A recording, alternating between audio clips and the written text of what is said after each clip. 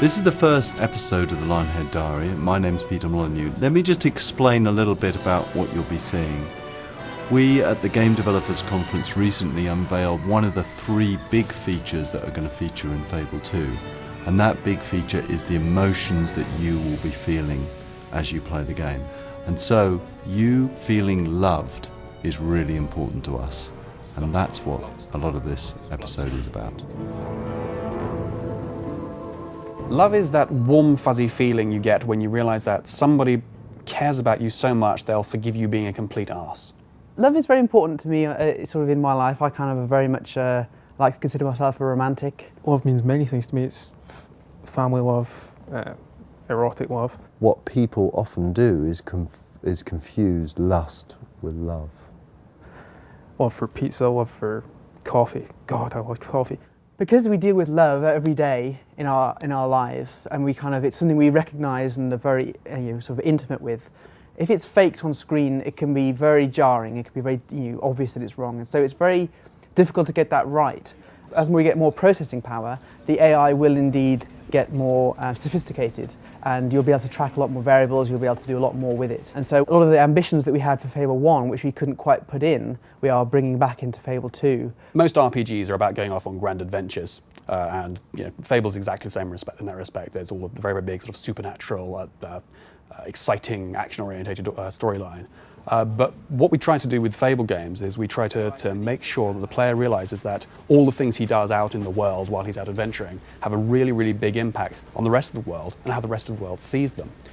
So for us, the love and the respect and the fear, all these factors here are altered each time you go away on one of these little missions. And for us, that makes it a much, much deeper experience than simply going out, bashing a dragon on the head and going, right, I've got 30-something or other points. We'd like to bring the emotion back into it at all times, and love's going to be a very important part of that. In Fable 1, we had you do the sexy expressions and stuff, and they like you more. You give them gifts, they like you a bit more. And we've kind of tried to build on that. So there's that aspect of it in Fable 2, but there's a lot more to it as well to try and get someone to fall in love with you. And hopefully we'll get the balance right such that if you find one person, the way they talk to you, it slowly builds, and you can tell you're getting there slowly, and I think they'll sort of maybe want you to take them out as well, rather than just giving them gifts. They might want to go for a nice walk with you. That sort of thing is a thing that we're experimenting with to try and get the process of them falling in love with you to be more, more real. What I said at GDC was, I was talking about emotions again, and I was focusing on love, and I was definitely focusing on being loved. And I focused on the dog because I wanted to show the quality that we were putting into the dog in the game. Gamers, casual gamers, everybody who sees that dog, they will say, that's a dog. I understand him. I understand when he's excited, I understand when he's sad, I understand when he's happy, I understand when he's hurt. He looks like a real dog. What we could have done is given you this dog and made him controllable by you.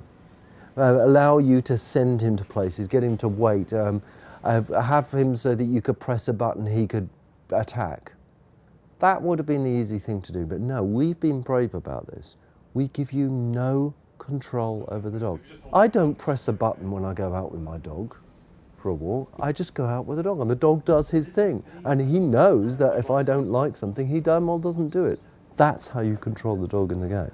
If you look at the history of other visual media, cinema, for example, the addition of love and sort of emotive content has been a really big deal. If you look at Charlie Chaplin, he introduced emotion into a film called The Kid, and suddenly cinema was elevated to a new form of art. I'm not quite saying we're there yet, but I'd very much like to think that we're kind of in the vanguard of groups who are interested in this side of games rather than sheer thumb candy. We give you no control over the dog. Just think about that a second. No control over the dog. You haven't got a dog button. And a lot of people would say, that's just mad, man. How can I be engaged with something? And what we've said is, you control the dog by playing the game. You control the dog by worrying about you as a hero. I think the very fact you don't control him makes him feel real. Makes him feel like something that has a mind and that has an agenda. And that agenda, first and foremost in that agenda, is his love for you. his willingness to sacrifice himself for you, his need to please you in everything that he does.